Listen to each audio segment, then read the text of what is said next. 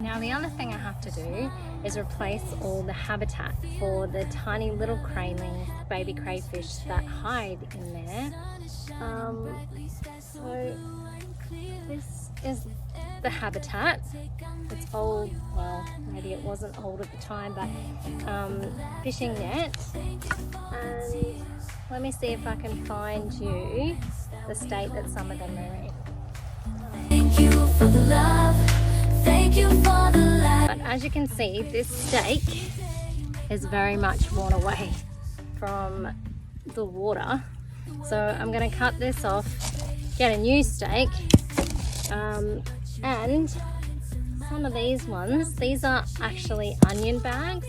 I'm going to replace these onion bags with this smaller kind of netting, just because I'm not sure on the longevity of these, and who knows, they probably actually were put in there when Bill and Rhonda first built this farm, so they're starting to deteriorate a fair bit.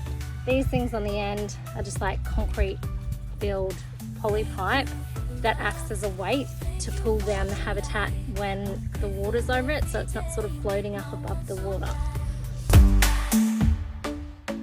The world can be a crazy place with valleys and with peaks, but you bring joy into my... So this has been my priority project over the last few months. I've essentially drained out 6 out of our 8 juvenile ponds because I want to get them cleaned out and ready for our new stock in September. We'll be ordering in some baby crayfish or craylings, and we want to have this environment all cleaned out and ready to give them the best chance in life. So what have I done? I have drained every pond, checked the air pipes and checked the drains. I've whippersnipped around the edges. I've taken out all the housing and fixed all the housing, taken out all the habitat, fixed all the habitat, replaced all the corner posts of the netting structure, amended the black plastic and put it back on. I've fixed all the piers, double checked all the aeration pipes, put in new stakes and string to tie up the aeration pipes. Now all that's left to do is to do the wiring for the netting structure, put up the nets and sew them on, excavate out the ponds, fix the leak between pond 4 and 5, reattach any piers that need to be reattached. Then we can put all the housing and habitat back in, get them filled up, order in our breeding stock and put them in the ponds. Now I'm not crazy about the colour of this water. It shouldn't really be that dark and brown. It should be more of a creamy brown colour. So I would think we put quite a bit of hay in this one. And that's probably why it is that colour, because it kind of extinguishes the algae bloom, and you kind of want to encourage that algae bloom because the crayfish feed on it, and it's just great for the overall environment of the pond. In fact, that's why we have air blowers going. It's more to help the algae bloom, to oxygenate it, rather than like oxygenating the crayfish, which is what I initially thought it did when we first bought the farm. But after speaking to Bill, a more experienced crayfish farmer, he has said no, it's really for the algae to help that grow, because that's what's going to give you the best pond environment, and it's going to feed the crayfish, and of course that obviously increases your yields. Now the colour of this pond is much better. Kind of gives me hope that there's going to be plenty of phytoplankton and zooplankton in there, which is going to feed the crayfish and ensure a really healthy environment for them. And downs, you've been my saving grace.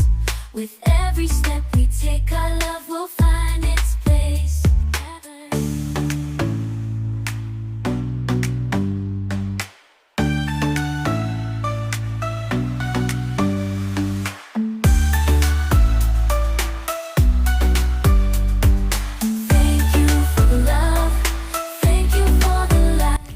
Now, if you remember that crazy pumpkin patch of mine, it is out of control. So it is time for me to do a second harvest and essentially pull it all out.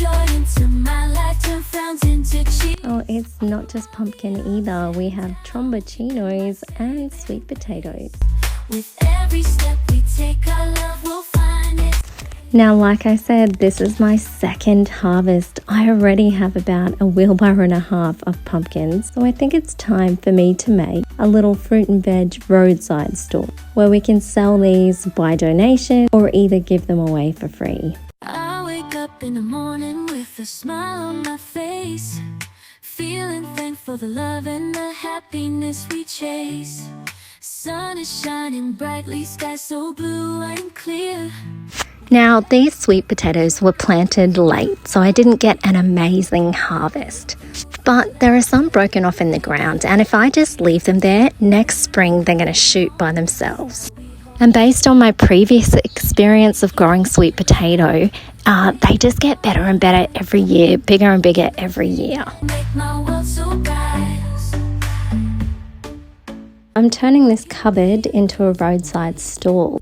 It was made about 13 years ago by a good friend of mine, so shout out to Neil if you're listening. Now I've just put a frame up for the roof and I'm going to cut this old roofing iron and screw it down.